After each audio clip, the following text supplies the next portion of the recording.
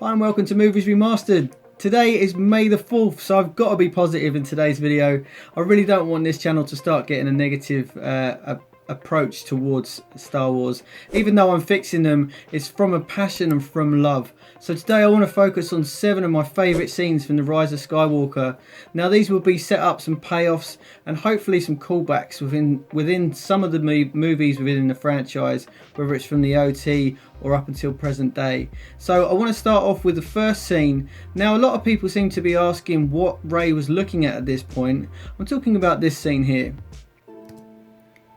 You can see she's just standing there daydreaming, and then Poe comes up behind her and just asks what she's looking at, and she says nothing. Nothing. But I think this is the fantastic callback to something that was happening in The Force Awakens, and if it is, then that's brilliant. I'm loving these scenes, and these are the connections that I've made, and I'm connecting it with this scene here. It's when Han Solo's flying her into the new planet. You've got to remember that she's come from Jakku. I didn't know there was this much green in the whole galaxy. So she says she didn't know there was this much green in the whole galaxy because she's come from a desert planet. She spent the whole time on this desert planet, and she hasn't seen any forest. She hasn't seen any greenery like this. So when they fly in, she's just in awe of the place. And I actually really like this scene. This is a fantastic scene from The Force Awakens. She comes straight out of the Millennium Falcon, and you can just see it in her face. She takes that lovely deep breath of fresh air. So I think these two scenes are connected, and a lot of people are asking what Rey was looking at, and I think she's just looking at the forest because they're now going on a mission, and she doesn't know when they're going to come back, and she doesn't know when she's going to see that much greenery again. So I think she's just taking another big look at the jungle and all the green, because she doesn't know when she's going to come home, and I think that's a fantastic little callback to that scene. Now the next one, a lot of editors are cutting this out. There's a lot of fan edits out there that are just doing small segments of the movie, and they've really said the bad things about this scene, and I actually really liked it. Now I'm going to go back to Force Awakens and play this scene. Now it's when Han Solo's coming out shooting all of the stormtroopers, and he does the backward shot like that. Now there's so many people that were just like, oh, this is ridiculous, it's just a bit of a show off thing, but I think it makes Han Solo awesome. I think it's a fantastic shot that he's that skillful and he can fire without looking. He's not a force user, he hasn't got any special powers, but if he can pull that off, I think it's fantastic. So it raised Han Solo's profile for me. So I'm not sure why people are moaning about that scene. But what I want to do is compare it and say it's a callback for this next scene that I want to show you. So it's when Ben Solo does this. He does a shoot backwards. Now for me, I think those two scenes are connected, and I think this highlights the fact that Han Solo used to teach Ben before he went over to the dark side, and it's not something that Snoke would have taught him, and I think that's a really nice like father like son moment, and it just gives you a really nice subtle callback to their relationship and how they're really good father and son when everything was good. That's a fantastic scene. I liked it. Now this next one, I wasn't a big fan of the dialogue, but I really like the setup, and it's this one. It's when Rey force-healed the serpent, and then BB-8 comes over and she says this. I just transferred a bit of life. Force energy from me to him. You would have done the same. And it's the fact that she says you would have done the same that kind of annoyed me. I will be taking that line out. But when she says you would have done the same, BB-8 hasn't got any force powers, so it didn't really sit well. But it just shows that how intelligent BB-8 is and how he interprets things in his own little way. And I think the payoff is this scene here. So he comes in, he's all inquisitive, and then he looks over and sees Dio. And he notices he has no power. So he does the best thing that he can and does his own little version of force healing and shares some power with Dio and brings him back to life. Battery charged. And I just think that's a really lovely little callback. I think that's a setup and a payoff just for that subtle little scene, and I think that was fantastic. Now my next one involves Han Solo and Kylo Ren, Ben, whichever one you want to call him at this stage. Now I think this is a fantastic callback to the prequels. Now I'm just going to show you the scene here, what I mean. So you see Kylo Ren and Han Solo, and you can see the scene. It's cold, it's wet, it's grey, it's blue. It's a very cold scene, but this shows that Kylo Ren is dead. Kylo Ren is dead. And Ben Solo is now coming back to the light. My son is alive. With the help of his memory of Han Solo. But you know, I think that scene was really powerful, and I love that, the echo of what happens in The Force Awakens, especially with the repeated dialogue. But I'm comparing it to the scene here, and it's when Anakin is now struggling and he's coming from the light. Bring balance to the Force.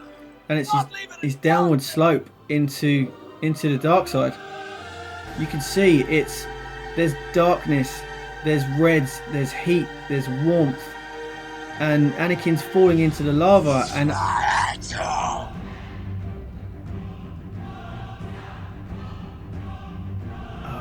just love that scene. I just think that's a fantastic scene. For my brother Anakin. And I just think that is just a callback to those scenes. It's the complete polar opposites of Kylo Ren dying and Ben Solo coming back, and then Anakin essentially dying and turning into Darth Vader and going over to the dark. And I love those scenes together. I think that's a real sort of yin yang. I think it's great. Now the next one's within the same movie of Rise of Skywalker, and it's just a tiny little setup and a payoff. But I think it really shows BB-8's intelligence. Disney may fob him off as a cute little character that doesn't mean much, but I really think these subtle little changes, especially with the Force change earlier, I think it shows that BB-8's got lots of intelligence. You may think he's quite a, by his size, you perceive him as more of a child droid, but I think he's got a lot of intelligence, and this setup here is the one that I'm talking about. So you see this tiny little clip, and he's just looking at these smoke machines and he's analysing them, and just that few second clip allows you to have this payoff for later on. So everyone's preoccupied with all the bad guys. BB-8's trying to get Rey's attention, and then all of a sudden he kicks off the smoke machine because he's already seen what happens with them later on. Go on, BB-8. Never underestimate a droid. And I just think that's a lovely little setup and payoff. It's really good, and I think that really boosts BB-8's character as for more intelligence. Now this next one, I'm going to take a big deep breath and exhale. This next one, so many people, it really split the fandom. There was a lot of people saying it was just fan service and it shouldn't have happened. I'm referring to Chewbacca's getting a medal. Now it takes you all the way back to the original movie. Now you see when Han Solo gets a medal, and obviously he's done a fantastic job and he deserves the medal. And then later on, Luke gets a medal, and then you then go over to Chewbacca and he doesn't get one. Why didn't Chewbacca get one? And you can even hear him, he's like, why didn't I get one?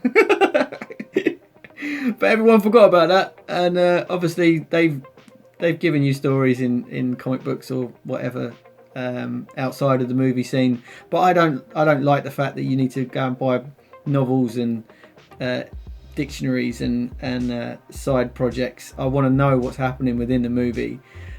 So people were kicking off at the fact that Chewbacca got a medal at the end of Rise of Skywalker, and they were like, well, this is ridiculous. It was just fan service and it shouldn't have happened. Where did the medal come from? And to me, I already knew where the medal came from. You can look at Leia's death scene. Yeah, you can see as she's laying down, she's got the medal in her hand. So for me, this is Han Solo's medal. This isn't just a medal that's popped up out of nowhere and we're going to give it to Chewbacca for fan service. This was Han Solo's original medal, and it was Leia's dying wish to give this to Chewbacca. So when he has this scene, so when Mars gives him the medal, you can just see it in his face. There's almost an element of sadness there, and he doesn't say a word. Now, it was the original part where him not saying a word that really upset me. I thought he was at least going to be all or like some some kind of sound to say thank you or whatever. But the fact that he's now silent is almost like he's rendered speechless with sadness, because he knows it was Han Solo's medal, and it just connects those two together. And it's, you know, it was a little bit of fan service, but it just means more if it was Han Solo's. You know, it's a gift down to him, and I just really enjoyed that scene. Now the next one, I was in the cinema really like, God, I really want to see this scene, because I'd seen the original scene, and then I've obviously seen the setup within The Last Jedi, and I feel like The Rise of Skywalker really tried to snub out a lot of the stuff in The Last Jedi, especially with like Luke throwing a lightsaber over his shoulder and saying to Rey, A Jedi's weapon deserves more respect. It was Luke that threw it over his shoulder anyway, and he disrespected the lightsaber. But it's this callback here from the OT. So it's when they're going to go all the way back to the swamp when Yoda's trying to teach Luke a lesson of lifting the X-Wing. And we all know that Luke failed to do so, and it was left open-ended. But it's a very tiny scene in the Last Jedi. Now again, there's been some editors that have cut this scene out. I'm not sure why, because I really love this few seconds.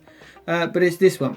So it's when Rey is sitting on top of the cliff top, and she then looks down and sees the X-Wing underwater. And I love that. I think it's absolutely fantastic that they added that into the movie, because I didn't even think about that. It wasn't even a question I wanted answering, of like, how did Luke get to the island? And the fact that they've just shown that in a very short clip speaks volumes, in my opinion. But it was then the payoff that they did in The Rise of Skywalker.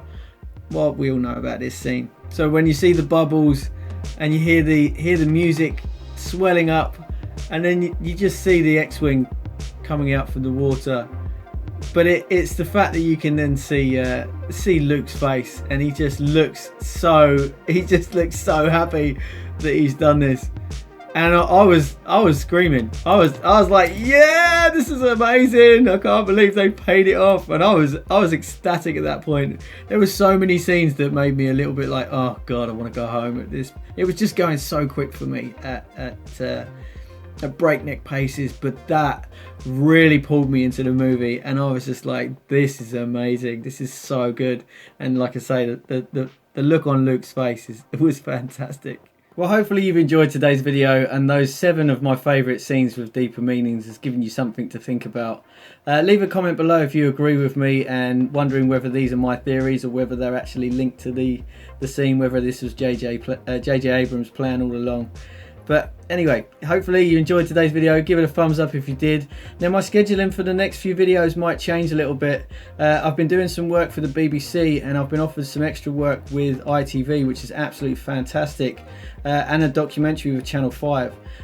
So my workload is really piling up, but I'm really hoping that it's not going to sacrifice this channel, and I'm still going to try and do a video once a week. But if I fall behind, you just know why. But I'm still going to continue to do what I can and take you on this journey of me fixing Disney Star Wars. And I'm really enjoying it. I'm really loving the positive feedback that people have been giving me. Even the feedback on Reddit has changed from really negative to positive. So I really appreciate that. So don't forget to subscribe if you like my content. That will help me know that you love what I'm doing. I'm trying to get to 1,000 subscribers, so that would be really appreciated. Check out these links if you haven't seen any of my old videos, and I'll hopefully see you again soon. May the 4th be with you. Take care. All right, bye.